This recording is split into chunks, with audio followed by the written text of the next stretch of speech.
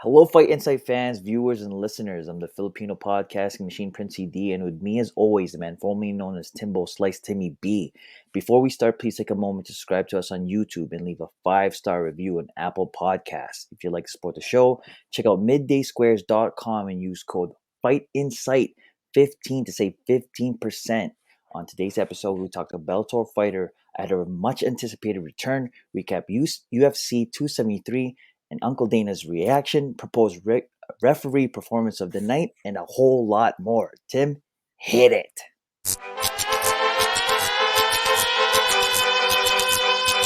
Yeah, it's Timmy B, Prince D, Fight Insight. Yeah. All right, our guest today recently recovered from some scary eye surgery, but now is looking good, pun intended, and ready to make a triumphant return back to the Bellator cage. Born in New Zealand and raised in Australia's Gold Coast, we're excited to welcome the number 6 Bellator women's featherweight to the show, who's set to compete later this month at Bellator 278 in Honolulu, Hawaii on April 23rd against the number 10 ranked Diana Silva. Ladies and gentlemen, coming to us from San Diego, where we get so many of our guests, Prince, please welcome to the podcast, Janay Hollowpoint Harden. Yeah. What's up? How's it going, Janay? Good, thank you. How are you guys? Good. Not bad. You're in sunny San Diego. Yes, it's very nice. Very Lucky nice. you. You could Gold Coast be to San Diego, pretty decent. you could be training in Toronto and be getting snow and slush. Ooh. So Ooh. you've Yeah, made the Janay, right choice. I'll pass. Yeah. Yeah, it's supposed to be springtime over here, and we're getting probably like 30 centimeters of snow tomorrow. So this is Oh great. wow. Yeah, this is we're living the That's life, baby. exciting. We're Snow's living the pretty, life. but then after the second day of just it getting in your shoes and whatnot, you're just like, you know what, this is not it. Yeah. Yeah, no, we're done. Janay, we were talking before the podcast started, and you said that New Zealand, Australia, they've got like a sibling rivalry. You were born in New Zealand but moved to Australia, right? Mm-hmm. So, and I see people say you're a New Zealand fighter. I see some people announce you as an Australian fighter. Which do you identify with the most? I definitely identify as a New Zealand because I am still a New Zealand citizen. I'm Maori by heritage as well. Like I was born there and I was raised there till I was 10. So yeah, I definitely still sort of call New Zealand home. But I mean, I'm never like disrespectful to what Australia has sort of offered me, and growing up there has been fantastic, and the opportunities and everything. I don't know if I would even have been an MMA fighter if I didn't move to Australia, so who knows? But both are fantastic. But at the end of the day, I am always going to be like a proud Kiwi or a proud New Zealander. Nice. Can I test you on your New Zealand versus Australian? Do you mind? Sure. Yeah, we'll see what. We'll see. All right. So because I was looking it up, and I'm like, in here in Canada. Whoa. All right. Sorry. All right. Here in Canada, we don't like, I don't know. Prince, I don't know if you know a lot between Australia and New Zealand, but I realize there's so many different things between the two. So, Janay, what would you call this? So in Australia, they're called thongs. In New Zealand, they're called flip sandals, jandals. Yeah. And over here, they're called flip flops, right? Nice. Yeah. Well, yeah, I grew up calling them flip flops or thongs. Yeah, actually, thongs too. I called them thongs growing up until someone made fun of me because my dad's from Macau, Hong Kong. So maybe out that way they called them thongs. So yeah, if I call them thongs over here, then people are not about it at all. Like, so yeah, so like definitely like jandals and sandals, sort of what I started calling them when I was younger, but then now I live in Australia, so we could just call them thongs. All right, nice. For all our Filipino viewers, they're called chinelas. Chinelas. Yes. Wow. And Janay, what would you call this? Fish and chips. Okay. Wait a second. That's neither. I don't have the New Zealand accent anymore. So that's why it's not as strong. But fish and chops would be a little bit more along the lines. Yeah. I found out that it's fish and chops in New Zealand and fish and chips in Australia. Yeah, fish and chips. And then because I can't, like, I definitely have an Australian accent, but it's a little bit traveled, so it's a little bit more, I think it adjusts to, like, so that everyone can understand me no matter where I am, sort of thing. So it's not as Aussie as maybe it could have been. All right. And then sticking with the food, Janay, to see whether you're Australian or New Zealand, how many of these do you eat a year? Oh, How meat many? pies. How many Excuse me. How many Australian meat pies do you eat a year, Janay? There isn't a number. I don't think you could put a number on it because honestly, the availability of meat pies in Australia is incredible. It's like Tootsie Rolls in America, I guess. I don't even know. Like Just you could just popping them? anywhere, like at the service station, gas station, whatever you want. Like you can get a meat pie anywhere, and they're pretty decently good. Nice. Wow. There's actually a place in San Diego that's called Dunedin Eats that actually has like meat pies here, which is surprising. Actually, I was downtown Toronto, and there was some place that popped up that was selling authentic Australian meat pies, and I tried it. It was pretty amazing. I wonder if they like add up to the Australian, like proper home style. Yeah. And usually the meat pies, what do they usually consist of? Like, what's the insides usually? Just meat. Like it's usually just like beef mince. I mean, you can get like a little bit more extravagant, get like steak, bacon, and cheese kind of like that would be one of my favorites. Some of the like gas station ones are a little bit sort of dirtier in a sense, like a little bit less good for you, but they can be like sort of cheesy. You've got like your mushroom top, and your potato top, sorry. So it's got like the beef mince and then like sort of like mashed potato. So it's like a shepherd's pie. Yeah. Yeah, but like a smaller version. Yeah. Without the peas. Like it doesn't really have the peas and whatnot. So yeah. You've got different options for sure. And then like sausage rolls and travel pies. You know, and you were salivating a little bit. So Janay, so you can't have any of this stuff during your cut, eh? Not one. Do you know how many calories a freaking meat pie would have in it? Janay, you know what you get? You get a hollow pie. Like just take out all the meat and just have the pastry? The pastry, like just the. That's probably the worst part of it. That's probably the worst part. Yeah, I would rather have the meat because it would have protein in it. I could probably have the meat. Janay, Prince has never made a weight cut in his life, so you're obviously very nutritionally. The advice is not good, Janay. All right, and Janay, I like the effort though. You get the effort. Last question. I will go with this one. Who is the funnier comedian between these two? One's Australian, one's New Zealand.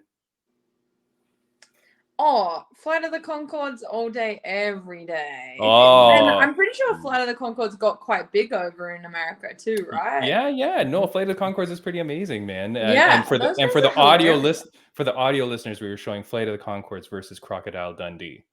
So Crocodile Dundee is not funny, but I guess I do relate to New Zealand humor a lot more, and I find Flight of the Conchords and some of their songs are classics now. Oh yeah, no, they're amazing, man. They're so good. So good. All right, Janay. So that helps us get to know you a little bit better and get people understanding the thing. You know, you had a crazy eye surgery, Janay. I did.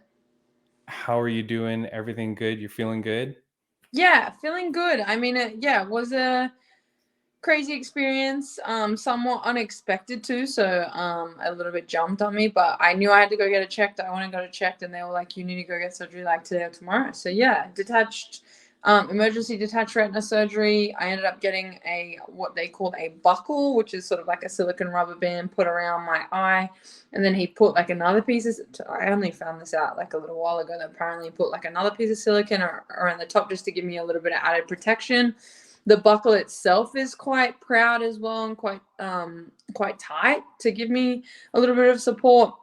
And the idea of it is to bring the walls in closer to the retina and make sure, like it stays, they stay sort of attached. On top of that, I did get like 12 to 6 of my eye lasered, and then I got some cryotherapy done, and I got a gas bubble in it at one point as well. So yeah, a whole lot of crazy stuff. Few needles in my eyeball, which was a bit intense, but and a day for the original surgery, I just did a overnight stay at the hospital But yeah, so it was my first surgery ever as well, which is pretty crazy. But just adjusting to the new vision and stuff like that. It's not like ideal, but it's something that, you know, I've sort of just accepted and sort of moved on, having to wear glasses now after never wearing glasses in my life. It's, you know, new, but it's nothing that I can't sort of handle. And I'm sure people have a lot worse. I mean, and even like some fighters have it a lot worse. So there's a lot of fighters in these high level promotions that can hardly see anyway. So yeah, I guess it's just something that I'm getting used to, and we'll just keep working with. No, that's good. And you've chosen some very stylish glasses, so Thank you're you. good. It Yeah, adds Try more to. style. Swags with it. Yeah, look at the swags on Trying to there. stay simplistic so that kind of goes with Yeah. everything. Yeah, the new look. And like, not for nothing, Janay, but in truth, only the coolest people can pull off glasses. Exactly. That's what So- I've heard. Sorry, And Prince. I was like, well, it's gonna be pretty hard to not pull off glasses. So I might as well just like accept it. At least the only time I don't wear them is in training. So it's sort of just like, Yeah. cool. Yeah. But Nice, Jenny, nice. can you imagine you like developing your own like fighter glasses? Like, you know, True. what? Some sort of like innovative way to train and have glasses. That's or something that's easy, something that I'm not gonna lose. The only problem with these is that one, they get very dirty, and two, I feel like I'm any day now gonna forget them somewhere or leave them somewhere. Like I'm so Yeah, of bad course. with like items. Yeah. And you No, could for sure. and you could call it Janay Hey, I could. right? Trademark Come that. out with Trademark that ideas after immediately. ideas.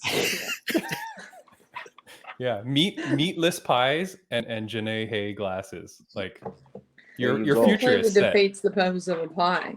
I'm sorry. Janay, Pastry. how excited though are you to be back? I mean, you go through that crazy surgery. Now you're getting to go back, and not only that, but you're getting to fight in Hawaii. So that's pretty beautiful. It's got to be it's going to be a good venue, a good event, right? Yes, definitely. So how excited are you to be back there, and specifically in Hawaii? Yeah, I mean, I'm so excited for a number of reasons. I've always wanted to go to Hawaii. Obviously, I'm Polynesian, so that's relatable to me. It'd be great to experience their culture as well. On top of that, I get to share the card with some amazing people. It's a fantastic card. It's in a beautiful spot. And then I get to enjoy some great food in the islands after. I really couldn't be more blessed if I tried. So at the end of the day, this has been a pretty crazy journey, and definitely a layoff that I didn't really want to have. I had a bit of a layoff during the pandemic because of the pandemic, and then it kind of got extended because of the eye surgery. So it's something that I didn't really want to have. I really like to stay active. So coming back on such a big card and getting to enjoy it like this is going to be amazing. But you're a great fighter and you're a fan favorite.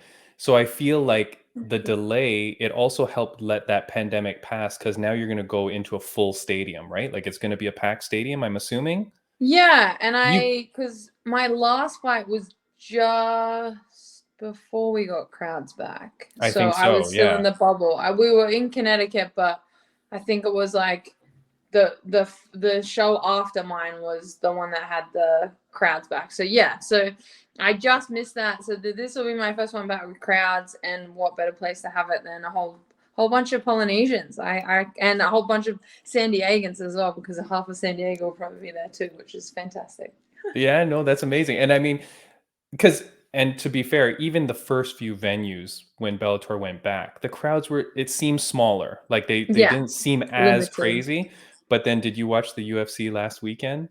Yes. UFC, that crowd was insanity. Yeah. I mean, just insane. And just the energy, like even just as a fan watching it, it's like it makes all the difference in the world, right? When there's a huge crowd pumping the fighters up, you can see them get all pumped up. Yeah, definitely. I mean, I didn't mind both. I honestly didn't mind I mean, they were missed, as in I missed having the fans being involved in the experience, and I mean, at the end of the day, this is a spectator sport, so it's always really nice to have everyone there. But it was nice to kind of be able to hear. There was pros and cons. You could hear your corner, and there was sort of that bit, but it's more about the energy and everything coming into this next one. It's going to be a different thing that has been gone for now, yeah, like 2 years for me. So I think that'll be super exciting. No, it's amazing. I know, because even when we announced that you were coming on the podcast, people were so excited. They're like, "Holy crap, Janay Harding! Yeah. We've been waiting for her to come back." So we're so happy for you. And I said at the intro, I said, we get a lot of our guests from San Diego, and it's so funny. I'm going to put this photo up that you shared of you training in San Diego, where I think you've done a few of your camps, right? Yes. And if people notice, second from the left is former guest of the podcast, amazing person, Tai Shay. Hi, Shay. So you train with our buddy Tai Shay. There's Angela Hill there. There's Jessica Penne. How is Tai Shay doing? I know she's got a fight coming up April 28th, I believe, for Combate. Yeah, I think it might be 29th, but I'm not sure. Okay, yeah. Sorry. But yeah. And how is she doing? She's a good friend of ours. We love her. She's looking good. She's looking strong. She's looking fantastic. And yeah, she's a good friend of mine too. So it's great to kind of be in that same sort of mindset and be sharing kind of the anticipation for fighting, and her having her last fight being such a last minute thing. It was when I was here last as well. So we kind of I got to somewhat be a part of that journey with her and be and speaks with her during the camp and that kind of thing. But that was just like a crazy taking it up on like 7 days notice, cutting that weight, doing all of that was incredible. So being able to see her properly prep for this, she's got some great opportunities for training in the next couple of weeks, and yeah, being able to get our girl time in when we can, get coffee and whatnot, and vent out our weight cut issues or whatever we need to is even better. So she's looking fantastic. It's great that she has signed a multi-fight deal with Combate too. I think that's she had a little bit of an unexpected layoff too, just struggling to stay active, and so now she's kind of back on track, back in a good direction, and I'm excited to see her fight. Yeah, that's nice. It's so cool when our guests, we find out they randomly know each other. So that's pretty cool. So we're happy. Well, yeah. The crazy thing is I came to San Diego after my last fight in May, and I came just to spar. I went down to 10th Planet. I got invited by Alima, and there was a bunch of girls there. And Tyler was actually the one that approached me, and she was like, "Oh, I'm a big fan." And I was like, "Oh, no way. Like, you even know who I am?" Me just generally always forgetting that people would know who I am, kind of thing. And then so we got a bunch of photos, and then when I came back, we ended up getting close and becoming good friends. So I'm super stoked with the fact that I've been able to create great relationships and connections over here in San Diego. There's a bunch of fantastic girls, and they're all really phenomenal people, so it's really cool. Nice. No, it's amazing. And then of course Angela Hill and Jessica Penne, I think they're also lined up for fights. So excited for them. Jessica Penne, what a beast. I mean, she came back after that long layoff, and she has looked incredible. Like no stopping her, right? No, not at all. And she phenomenal training partner, great person. And then just I think a lot of people sort of, I guess maybe not underestimate her, because she is still quite highly noted, but I don't give her maybe the appreciation she deserves, in a sense. She's been around for a very long time and has a lot of experience, and therefore when people get surprised by her, it's kind of that's almost insulting. No, give the girl some respect on her name, because it's really cool, and it's really just cool to be around those girls. People like Angela Hill, someone that I've looked at from her Invicta days and stuff.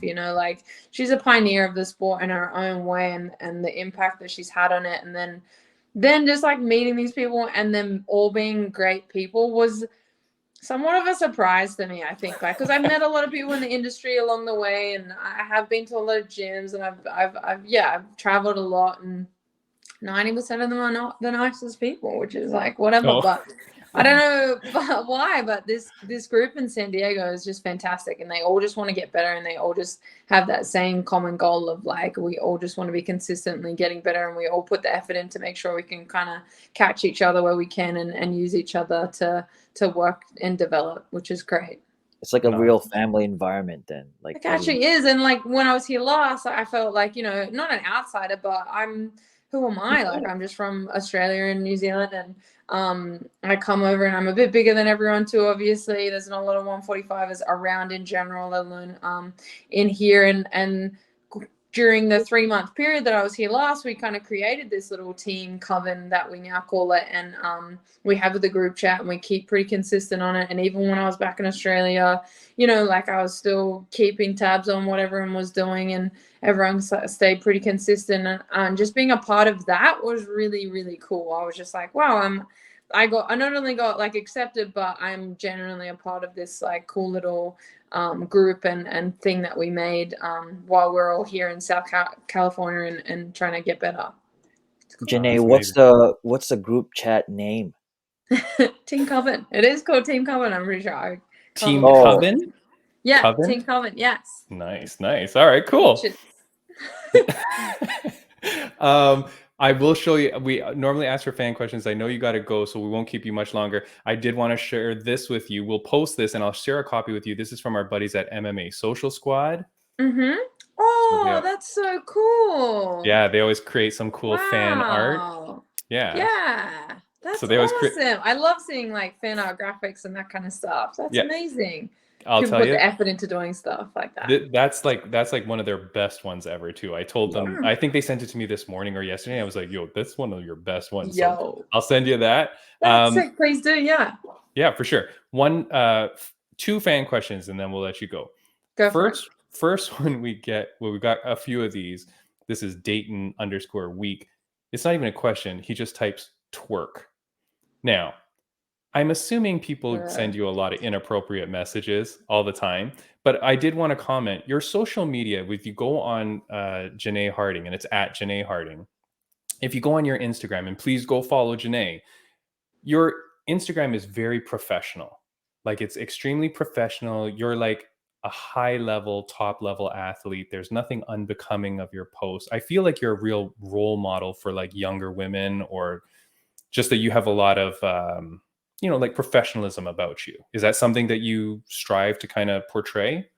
Yes, definitely. I appreciate you recognizing it. It's just something that I think like from very early on in my career, I realized who was watching. And I mean, I've always said this in interviews, what anyone wants to do with their body and their platform is completely up to them. And I think there is a place for everyone, but just representing that there is a place for those people who don't want to represent themselves in like a raunchy kind of way or whatever it is, because it's not authentically them, is absolutely fine. You can still be successful in that way. Like I don't feel like, I mean, at the beginning, it took a little bit longer to, like dive up because I wasn't, putting ass shots on or as your fan asked, twerking and whatnot. So, which is completely fine. But, and obviously, I mean, I'm not super ugly or whatever. So I am well spoken and I can be every now and again pretty funny, which kind of helps. But just play on those things, like play on the things that are authentic to yourself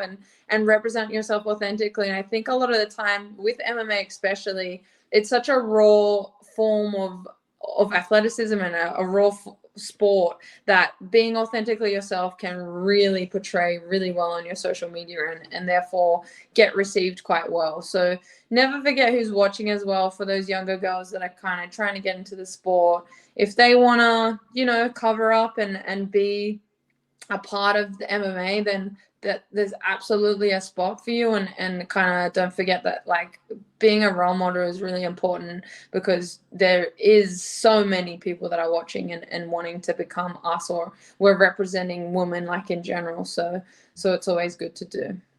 Yeah, no, that's awesome, Janay. And that's definitely going to be the clip that I use to promo this podcast. Thank you. Just like that speech, because Janay, people that follow this podcast, like, yeah, I've got a lot of commentary on things like that. And so I really appreciate what you do with your Instagram. I really appreciate like the kind of athlete that you are. And I think definitely there's going to be a ton of people that follow that too. So I really appreciate that. No, that's appreciate awesome. You, putting light on that too. It's really cool. Yeah. And last question I'm going to ask, I don't know if there's anything here. Okay, I'll go with this one. This is Pookie Law 6 asks, what is your pre-fight advice? So I guess this person is maybe a fighter themselves, and they're saying like, what's your pre-fight advice? If they're about to come into, I'm just going to take this as they're about to come into maybe their first fight ever. Sure. And I guess leading up to the fight, Something I always say is enjoy the process. You will never have your first fight ever again. So just be present during this process. Recognize what comes and goes. If it's like, you're finding difficulty or whatever it is, just kind of be grateful for the fact that you are going through this process and enjoy it. At the end of the day, we're not always doing this just to make money and get the glory and get the gold. We are doing this because we love the sport. So kind of don't go too far away from that ultimate kind of motivation and enjoy the process of it all, because not a lot of people on the couch or whatever will ever get to experience this crazy feeling of fighting another person in combat in a cage. Like that in itself, every time I say it, as much as I've had so many fights, it's still insane, and I get paid to do that for a living. So if that's your goal, then enjoy the process for now and know that you'll look back on this moment for the rest of your life, and it may change your life. Either you keep going with it or you leave it at that, but either way, it's going to change your life. So enjoy the process and be present during it. That's awesome. Thanks, Janay. We appreciate having you on the podcast so much. Like, thank you for spending your time with us and sharing a little bit with us. We really, really appreciate it. We wish you all the best of luck in Bellator. We will be watching 100%. Say hi to Tai Shea for us. Please do. Say hi to Grant Neal if you see him. He's fighting on the same card. He's fighting on the same card. I'm seeing my boy and his missus very soon. Can't wait to see them. Nice. He was on our podcast last week. So no way. Love Grant, nicest because guy. I'm friends with like the Colorado crew because of Mallory Martin and Paul and that. So nice. Can't wait to see them. Janay, a little advice: don't play Jenga with that guy. Don't play Jenga with that guy. I wasn't gonna, but now I'm definitely more. He's very competitive. Very competitive. He'll splash your tires if he. Wow. Bad news. Janay, is there anything you want to say before we let you go? No, not too much yet. Like you guys said, if you guys want to follow me on socials. Big thanks to all my teams from back in Australia, Combat Training Center, and everyone out here in San Diego, 10th Planet, San Diego, Alliance Jiu-Jitsu, and Azteca Boxing. Everyone's been amazing, and thank you guys for having me. You guys are great vibes, and I appreciate it. Thank you, Janay. Good luck. Enjoy all the meatless pies that you'll eat after the fight. Absolutely. Hopefully Hawaiians make meat pies. They might. You gotta enjoy the Pokeball bowls. So many Pokeballs. So many. All right. Thanks, Janay. Every day. Awesome. All the best to you. See you. Take care. Good luck. Bye-bye. Thank you. Bye. All right, buddy. There we go. Wow, man. She's so cool. The best, man. That's cool that she knows Tai Shea and that she knows Grant Neal. So that's pretty awesome. You know what? Good thing that we had to cut it short, because when somebody has an accent, you start to pick it up too. You're gonna start talking in the accent. Yeah, by default, when sometimes somebody has an English accent by mistake, you're like, oh, yeah. You don't even catch it. Hello. Yeah. Prince, fight. Okay, for those of you that are here because of Janay, thank you so much for coming. Please follow and subscribe to us. You know where to do it all at. Follow and subscribe. Next week, Prince, very exciting podcast. I want to announce it. We talked a little bit that we were going to have it before, but here's a slight video clip that they sent us.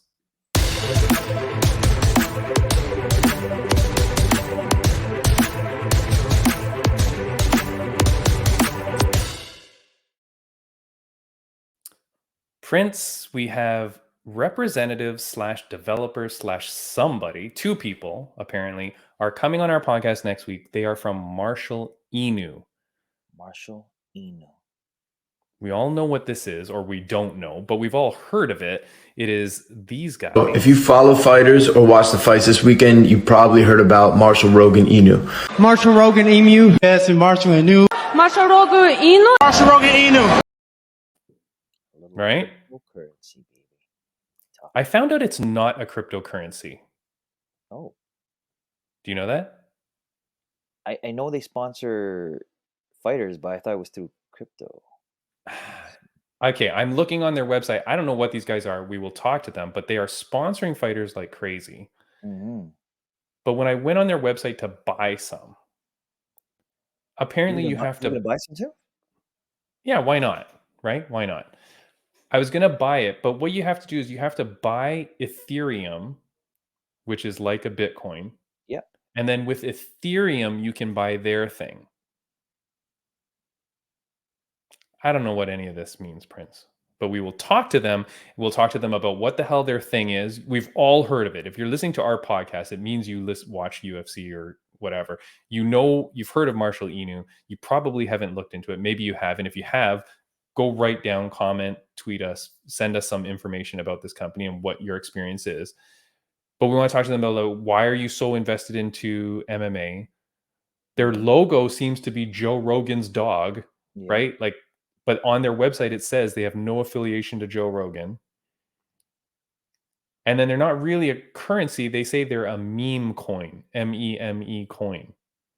I don't know what any of this is, Prince, but we are super excited to talk to them because they are doing big things in MMA. They, our guest Brian Bam Bam Barberena was promoting them. We talked to Grant Neal about it last time. I was speaking to an agent, Prince, of a fighter. That agent was saying that Marshall Inu is a godsend for fighters. He says that the money that some of his fighters have received for sponsorship helps pay for their entire camps. Wow. So they are solid. Like they're coming through with the money, apparently. Yeah. So wow. Listen, this is what I'm thinking. This is what my thoughts are. Yeah. These guys have Joe Rogan's dog hostage. Yeah. And the reason why he got millions is that unless Joe Rogan pays a ransom weekly, he won't get his dog back.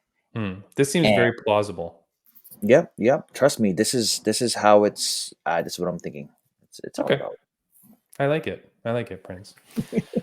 So anyways, that's our next guest. Prince, shout out to our sponsors. Of course, we've got Midday Squares. Use code Midday Fight Insight 15 at middaysquares.com for your functional chocolate bars. Prince, I've been loading up on these again lately, eating these to kind of satiate my hunger during the day. Love them. Also, you'll see me drinking my Arvita tea, RVIITA. Pick these up from specialty grocery stores. They're excellent energy teas. And Prince, one more sponsor. Yes, and a special thank you to Hula Cleaning Services. So contact Hula Cleaning Services for your carpet, fitness, commercial, and construction cleaning needs. You can check them out at www.hulacleaning.com. Very well done, Prince. Friends of the podcast update. We already talked about it just now with Janay. Tai Shea is fighting August 29th at Combate Global. Rocky Raquel Pennington. Ooh. Yes, Rocky. Unanimous decision victory. Very well done fight against Aspen Ladd. That was a great fight. Congratulations to her. A sad news, Josh Hill out of the Grand Prix. Did you know that? Just news to me. He got kicked out, really? I think he's out. That's the news I saw. Nothing posted officially on his thing, but man, I'm so pissed if he is out because he of all people deserves to be in it. Then they already kind of screwed him over by making him fight another guy to get into the tournament. Yeah. That's what they had kind of scheduled. Apparently he's out of that. So anyways, whatever it is, Josh Hill, we wish you the best. And we hope that everything's okay with you. Prince, going back to the Grand Prix talk, next week, I'm going to share some information that I have learned about that UFC 8-man tournament thing in Asia. Yes. All right. I got some information there. Inside scoop. Inside scoop. I don't know if I got it legally. So I kind of want to wait, maybe give a little bit more time to pass before I talk about it on the podcast. Are you so this might discriminate somebody that we know? No, I just don't want anyone to get in trouble for me talking about it, like with any kind of information. But anyway, so stay tuned. Next week, we'll talk about that. Prince, let's get to some topics. We've got the emancipation of Timmy B. Yeah, baby. Yeah. Let's talk about UFC 273, Prince. Just a couple of things. We said it was going to be the emancipation of Aljamain Sterling. It was. So to all the people that doubted me for over a year saying that Aljo was going to win, suck it. Aljo wins. And for anybody complaining that he won and got the decision, suck it. Yeah. He Yep. won. Like, shut the hell up. I was mad that Dana White kind of. Yeah. Did you see the Dana White comment? Yeah, he said that he had Yan taking the whole thing. Like he said he was 3-2 his way, and the judges got it wrong. So, That's the I don't president of know. the company, man. I don't really appreciate him saying that. Did you hear what he said after that when he was asked, okay, so then what's the next fight for Aljo? Yeah, What and did he they were say? saying they were saying they're probably setting it up with TJ Dillashaw. That was the more smart way to go. Yeah. Right. So then if you're the president, who am I to talk business, over Dana White? But Mhm. why would you discredit the win and then say he's fighting the next contender? Like, if you were going to discredit the win, obviously then you go, okay, well, I didn't really agree with that. It's kind of bullshit, blah, blah. It was close. Let's set them up for the trilogy. No, he then goes, well, it kind of sucks, whatever. Okay, now he's going to fight Dillashaw. It's like, well, then why even talk shit about your own champion at this point? I Just just, say, hey, it was a close fight. It could have gone either way. Aljo got it. He's fighting Dillashaw. yeah, I don't know. Like, I don't know how Dana scored that. Like, I was watching the whole fight. Like, Aljo was in control the whole time. He was busy. He was on the ground. He had him that body triangle. He had him all. He almost. I thought he was gonna I thought he was submit going him to in the finish him. second round. Yeah, in the Yeah, second round. I 100%. thought it was done. But then, you know, I don't know. Dana. Well, Dana doesn't care. It's his company. He can say whatever he wants. I Maybe know, but I for know. Yan a win, right? So, Either way, to everybody out there, Prince and I won money. We ooh, bet like we said we would. We put our money where our mouths were. We won money. Prince, I do want to give a shout out to Sugo Toronto, Sugo, Italian restaurant downtown Toronto. I went and I spent my winnings on a beautiful dinner with my wife and met boxers, like the guys that work there. The place is like decorated with all these like boxing ring, old covers of magazines. And then yeah, yeah. my server, his name was Graham. Shout out to Graham. Nicest friggin' dude. Turns out he's a boxer himself. But we were talking a little bit about the fights. But anyways, Mm. spent my money there, my winnings, not even all my winnings because it was so much winnings. But Prince, frickin' we won, baby. Oh my goodness! Watching that Won. fight, We guys. won. Okay. I'm gonna be honest. I don't think I've ever like won a bet on a UFC. Even though, like I guarantee you this guy's gonna win. I've always lost. That was the Yeah. one fight. Even at the decision, like Tim, you were probably thinking we were gonna lose. Oh yeah, it was close, man. Of course it was close, but look, he didn't. It wasn't a total robbery. Like it wasn't like 100% should have been the other way. Yeah, it was close. I could have gone either way, and I wouldn't have complained. But the way it went, I was very happy. I won. Prince, I want to show this thing here. I posted this on our Instagram. If he gets knocked down again, I think it's safe to say Herb might jump in. That's it. That'll do it. And still the best featherweight in the world. Prince, that's a video of Volkanovski, the ending sequence where he launches a couple of crosses into Korean Zombie's face. Yep. Herb Dean with what I say is a performance of the night stoppage. Now, people got really mad at me on Instagram, sending me direct messages as well, complaining, saying I'm stupid. I think that referees should be eligible for a performance of the night bonus. That's what I'm putting out there in the world. What do you think? Tim, it's funny that you were asking for a clip of that because I was already thinking of making a clip of it because that was an amazing call by Herb Dean for him to stop that fight. Like I was like, yes, good job. Yeah, I Yep. totally agree with you, man. He deserves it. And look, and you know how many times we've complained about some of the calls that Herb Dean's made. Everyone's like, "Oh my gosh, like this guy's calling it too late, or this guy's, not calling at all, or like all this crazy stuff." And now he does something right, and everyone's like, "Yeah, That's his job. that's his Right. job." That's the comments we get. Well, it's his job. Why should he get performance of the night? That's his job. I'm like, well, every fighter's job is to perform well and win their fight too, but we Yep, still give them performance of the night if they do exceptionally well. yep, yep, And then yep. people are like, oh, well, then referees would act in different ways when they're refereeing. Well, no, like they're going to ref what they think is right, but when they do something exceptionally well, and you're going to complain that people are going to try to do a better job? And like Prince, we work, people that work desk jobs, they Mhm. get bonuses at end of Yeah, year. You know, you Yeah. can work for a company and you get profit sharing or whatever, depending. Like Yeah. everybody, yeah. And in essence, you just did your job. But if your company does well, you get a bonus or whatever. Yeah. I say that the referee should be up for a bonus in things like that, and I think that it would potentially eliminate people from doing like bad calls or bad stoppages or not taking care of the fighter. Mm-hmm. Like, what did you like about Herb Dean's stoppage? What specifically about it did you think it was Just, great? you know what? Just because he knew what was happening, and he before even that round continued, he stopped it. Like he didn't even prolong it. He just literally he jumped on Alex. He's like, "Stop! It's done. It's over." Mhm, When he mhm. gave him that 1-2 piece, he's like, "Yep, no, there's no way." And plus, the thing was, his Korean zombie was he was still standing. He was still defending himself, and and some refs could have just like, "Hey, just let it play out. Let's see what happens. Maybe he'll come back." But he knew. He went with his intuition. He went with his gut, and he went there and stopped and protected that fighter. And Yeah, you know what? Um, Korean Zombie didn't complain. His corner didn't complain. They were like, thank you yeah, for protecting our fighter. yeah. That was your I job, th- right? I think you were going to get to it, but then you kind of went right into the actual stoppage. But when that round started, he Mm-hmm. started the round and then immediately timed out, right? Mm-hmm. Didn't he do that? Didn't he start the round and then he called a timeout, had the doctor come in to check him, and then restarted the round, right? Isn't that what he did?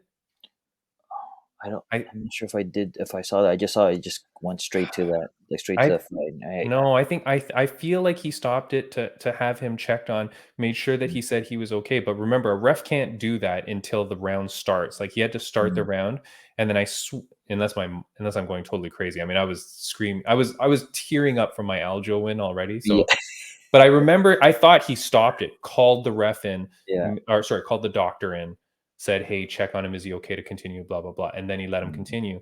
But yeah, that stoppage was beautiful, man. Like it was in the middle. They were both standing, both protecting themselves, Yep. both ready to In the fight, and middle he of the ring. still Yep. called it off. Great, great stoppage, man. Protected that guy from so much damage. Zombie was getting murdered, like Like murdered. it was a clinic, Tim. It was Yeah, a clinic. Like it it was was just watching it. clean It was shot hard. after clean shot after clean shot. I was throwing a white towel at the screen, at my Yeah, TV screen. Like I was yeah. like guys, can have you ever seen anybody throw a white towel in the cage? Have we spoke about this? I don't think so. I don't think. I mean, not that I can remember, but I mean, here's the thing: that guy's corner. Dude, what were you doing? Like that guy was showing no ability to win that fight. Yeah, I don't know, man. That corner should not think. You know how I was talking about like gyms that go on kind of losing streaks too? yeah, That's Henry Cejudo's camp, right? Like didn't wasn't Korean Zombie training with yeah, Cejudo? I yeah, yeah, swear to yeah. God, someone check some stats. I'm pretty sure the last several people that have been training with Cejudo have lost and lost poorly. I think the other one was Zhang Wei Li, and she Yes, got beat down and I because think she was training. he was training with Yan too, right? Was he? Yeah, Anyways, I'm saying there's something there, something there. But no, but Zombie's corner should have stopped it. Um, that was a brutal fight, man. Brutal. yeah. It was. You know what? I wish the Aljo fight was the main event because the Alex fight was it was a nice build. Everyone knew who was gonna win, but if man the Yeah. Aljo that would have been a nice end to the night. Like oh gosh, Yeah, although it was a little bit controversial. I mean, the Volkanovski fight was so crazy. It wasn't I thought it went well. Like it Mhm. was a nice thing. I mean, if anything, the fight of the night should have I been got to tell you what the fight of the night is. You shouldn't be here. right. So obviously Dana there is referencing the Kamzat Burns Yep, fight. yep. Good Lord, beautiful fight. And did you hear about Burns's contract after? No, like I was gonna ask you. Did you remember? Did you hear what the coach was saying in the second round when what he was screaming at him? No. So basically, he was if you watch it, he was pissed off Kamzat just because he he was just trading punches with Gilbert. He's like, use your Oh, jab. What are you doing? Keep your distance. You're getting clipped.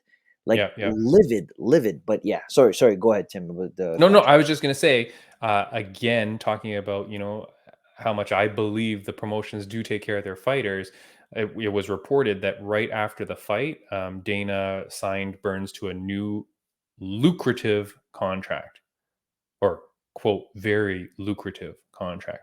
So they extended his contract and must have upped the money due to his performance that night. So I'm very happy for that, because, hey, man, there's a guy that put his number 2 ranking on the line to fight this guy, puts on the goddamn fight of the year.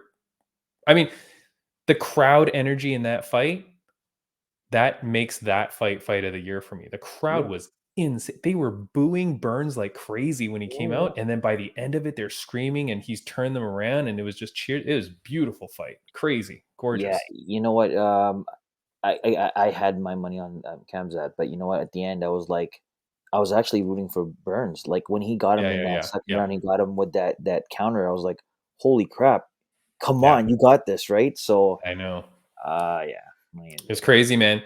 All right, Prince, let's go to the fights this weekend. Is a how do you say it? A smaller type card. Here's the poster. Here's the poster from MMA Social Squad. Yes. Right? This is Bilal Muhammad versus Luque. It's a rematch. This guy. I've got my Bilal Muhammad sunglasses on. I don't know why he wears these stupid sunglasses in the ring, but I might as well when in Rome, Prince. You do what the Romans. Yeah. Rome. All right. Yeah, I should do the whole podcast like this. You look like a Bilal Muhammad. And and just be really angry. Yeah, and complain and get poked in the eye. Okay. Prince, let's see. What are we talking about on this card? This fight card, man, this has to be a good one because it looks very uninteresting. Yeah. Not a lot of big names on this card, which normally means it's going to be an incredible card, right? Like an incredible night. Yeah, you know what? I find like these UFC fight nights, I mean, you see more knockouts and submissions than you do. Like I remember there was one UFC fight night, literally the whole card, everyone got submitted, everyone got knocked out. And there's a bunch of people you don't know. I mean, similarly in UFC 273, I think there were only 2 knockouts in the whole night, right? So even though it was an amazing card with great names, there was only 2 real knockout finishes. Oh my God. Hold on. I'm looking at the card now. Shout outs to Proper Mike Mallet as well too for that Mike knockout. Mallet. Oh my God, beautiful. Okay, let's stick to what we're talking about, Prince. I put on these sunglasses for a purpose. UFC on ESPN, Luque versus Muhammad 2. Prince on the this is a goddamn robbery. On the prelim card, the 4th fight, Beast Boy Chris Barnett. What? No. Is that right? Chris Barnett versus Martin Boudet? Is that all right? One We should have second. done this beforehand. Right. Yeah. You keep We'll going. edit I'll kill time. I'm not editing anything. This is a live show. Chris Barnett. Chris, am I insane? Chris, just 1 second. Yeah, 1 second. What are you doing? What can possibly take you so long in today's day and age? Internet. It's the Are you internet. going to the library? No, it's Chris Beast Boy Barnett is the 4th on the prelims of a goddamn Luque versus Muhammad card. All right, screw this. I hate UFC. What the? How can you put Chris? He should at least be the prelim main event. Yeah, like he's gonna land a goddamn. Yeah. Someone's head. Not only that, he's gonna get the crowd so hyped. So why wouldn't you put him somewhere for a big lead-in, like either the opening fight on the main card, or the prelim main event? Because you need to hype the crowd, right? Hey, and I mean, because the main event of the prelims is my buddy William Knight from Hartford. We've talked about him before, but he's coming off a loss, and he's fighting Devin Clark, who is coming off 2 losses. Yeah. Well, so you're telling me, Dana White, you want to put Chris Barnett underneath 2 guys coming off losses? Give me a friggin' break. Well, William Knight, nonsense. Like he'll produce something. William Knight's amazing. He's incredible, but for that spot, you put Barnett there. Give me a break. All right, Prince. No, Let's it move should be- on. yeah. All right. What fight do you even want to talk about here? Main event. This main event. Vicente Luque versus Bilal. Remember the name Muhammad. Tim, I don't know if you're looking straight at me or you're looking I don't know where I'm somewhere looking, else. Prince. What do you want from me? 1, 2, 3, 4, 5, 6, 7, 8, 9. Luque has won 10 of his last 11, only losing to Stephen Thompson back in 2019. Luque is a murderer who is fantastic, bloody fantastic. He is, what is his ranking right now? He's number 5 in the welterweight rankings, right? And he's fighting Bilal, don't poke my eye, Muhammad, who, good God, like, would anyone even know this? Okay, Prince, are you looking at his stats? Don't look at his stats. Yeah. Oh, Are sorry. you looking at them? Oh, okay. I'm not gonna look. How many fights do you think Bilal Muhammad has won in his last whatever? Like, if you had to guess. 4? You think he's on a 4-fight win streak? Is that what you're saying? Yeah. Let's keep this podcast going, Prince. He's won 10 of his last 11 as well. Sorry, 10 of his last 12. He had the one no contest with the eye poke and one loss to Jeff Neal. Aside that, the guy is on a freaking, technically like a 6-fight win streak if you take away the no contest. Who the hell knows this about Bilal Muhammad? Yeah. Oh, God. All right. You And know, who has he beaten? He's beaten good people too. Diego Lima, Lyman Good, Takashi Sato, Damian Maya, Stephen Thompson. Yeah, poor guy. He just does not get any traction. Like, I bought the official Bilal Muhammad sunglasses, so I don't know what your problem is. Prince, who wins this fight? So we can end this podcast. I'm going with remember the name. Oh God, give me a break. I hope he gets destroyed. You want Bilal to win? I like him. I like his angry attitude. I like how he walks in with the glasses. You can't say, you can't go wrong. You like his angry attitude? The chip on his shoulder. Yeah, the chip on his shoulder. That's his personality. That's his character. It seems fake. That character seems fake. I think Bilal Muhammad is probably the nicest friggin' guy and probably a real stand-up dude, super nice and respectful and whatever, but he's putting on this fake attitude, that's why I feel like I'm not a fan of his. I feel like he puts on this, like he's got a chip on his shoulder, he's got some sort of grudge, blah, blah, blah. Like, it just rubs me the wrong way, man. But maybe that's why he's doing it. I don't know.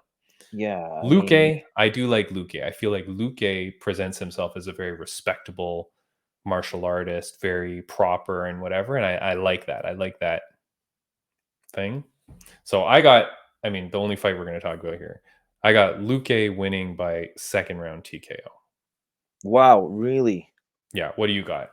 I say by decision. Who? Bilal. Okay. I don't Bilal think by decision. Luque second round TKO. Yeah. You know what? It's a lukewarm type of. Chris Barnett is on the prelims. I can watch the prelims, not even all the prelims. I can watch Chris Barnett kick some ass. Then I can turn off. Then I can go and enjoy dinner, maybe play some Lego Star Wars, and then come back for the main event and watch Sunglass Hut come to the ring. That's it. You're not gonna watch a William Knight fight? Sure, I'll watch William Knight murder someone. Why not? My buddy. He tapped me out 100 times, probably in 10 minutes. Prince, that's about it for today. Next week, very excited for Marshall Rogan Inu. Oh yeah. In the meantime, I'll try to buy in the meantime, I'm going to try to buy some if I can figure out how to do it. I'm going to invest. Yeah, you need to buy, what's it called? The first Ethereum. You have to buy the Ethereum first. Yeah. In order to get that, it sounds like an exotic mineral. Like it's like vibranium. Ethereum? Like what? Yeah. Ethereum has magical properties for sure. Prince, Janay Harding, wonderful interview. I'm so glad that we had her on. She's going to kick ass. I really like her because she's a professional. Yes. I like her because of the way she presents herself. I like her because of the style she's got going, right? Yeah, yeah. Forget And there's no Paige Van Zant booby show. You know what I mean? yeah, Like no, she's not about that. She's about being a professional athlete, and I really respect that and I like that. And like she said, like, hey, like I don't need to pretend that I'm not who I am. And I that's why I really wanted her on the podcast. yeah, and she's all business. She's all about promoting women fights, women fighters, and yeah, I think she's gonna do very well. And yeah, it was an amazing podcast, guys. And again, don't forget to follow, subscribe to us on YouTube, follow us on Instagram, listen to us on Spotify, and Yeah. follow us on TikTok. TikTok, guys, Yeah. just Killing it TikTok. on TikTok. You don't The even want to videos know that. videos are Ridiculous. fantastic. Everything's fantastic with us, Prince. As always, we are on episode 61.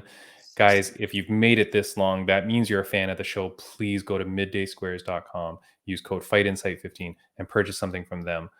Such great chocolate bars that they have. They're a great company as well. Like those are people that you want to support, similar to a Janay Harding. So, Prince, thanks for everything, buddy. We are right at time. I can't see the screen. 55. All right. Yeah, so we're good. We're good. All right, Prince. Have a good one, my friend. You take care too. I can't with the glasses, man. Remember the name. Remember the name. Bilal Muhammad. Goodbye. Bye.